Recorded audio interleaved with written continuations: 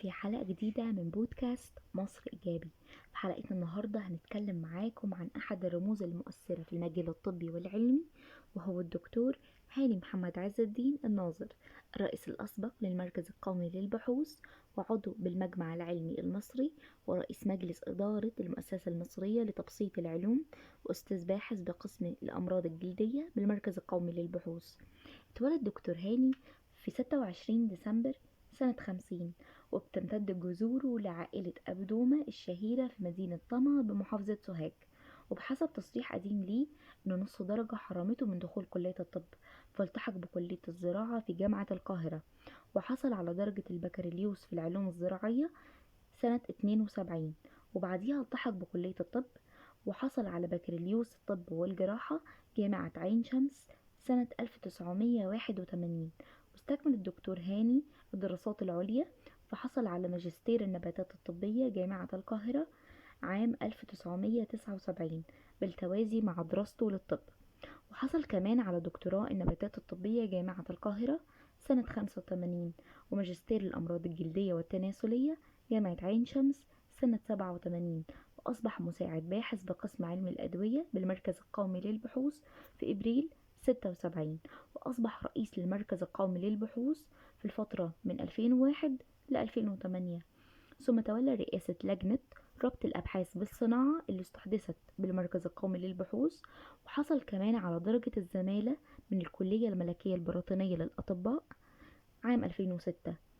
وأكيد نتيجة لكل الإنجازات دي حصل دكتور هاني على العديد من الجوائز، منها جائزة التفوق العلمي في العلوم الطبية سنة 94 عن نجاح مشروع سفاجة بالبحر الأحمر لعلاج الصدفية. فقد نجح دكتور هاني في اكتشاف ولأول مرة طريقة جديدة آمنة وفعالة لعلاج مرض الصدفية، وأدى نجاح المشروع إلى تحويل منطقة البحر الأحمر لمنطقة عالمية للاستشفاء الصحي. وحصل كمان على شهادة تقدير من الجمعية الطبية الكويتية في نوفمبر 96 عن إسهاماته العلمية وأبحاثه في علاج الأمراض الجلدية على مستوى العالم العربي. ثم شهادة تقدير من رابطة أطباء الجلد لدول مجلس التعاون الخليجي 97، حيث توصل من خلال أبحاثه العلمية إلى اكتشاف طريقة جديدة وفعالة لعلاج مرض البهاء الجلدي، وقام بعرض نتائج هذا البحث خلال المؤتمر الدولي الرابع لدول مجلس التعاون الخليجي اللي عقد بدولة الكويت في مارس 97، واللي شهدوا كبار علماء الأمراض الجلدية في مختلف أنحاء العالم.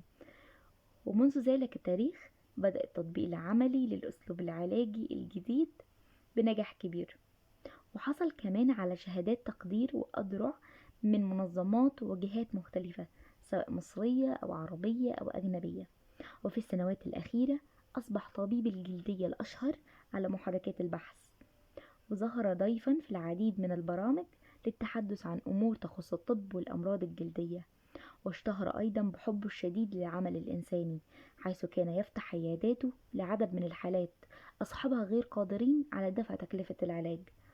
وفي عام 2020 عانى من الإصابة بفيروس كورونا، وظل يعاني مع الوقعة الصحية لفترة طويلة.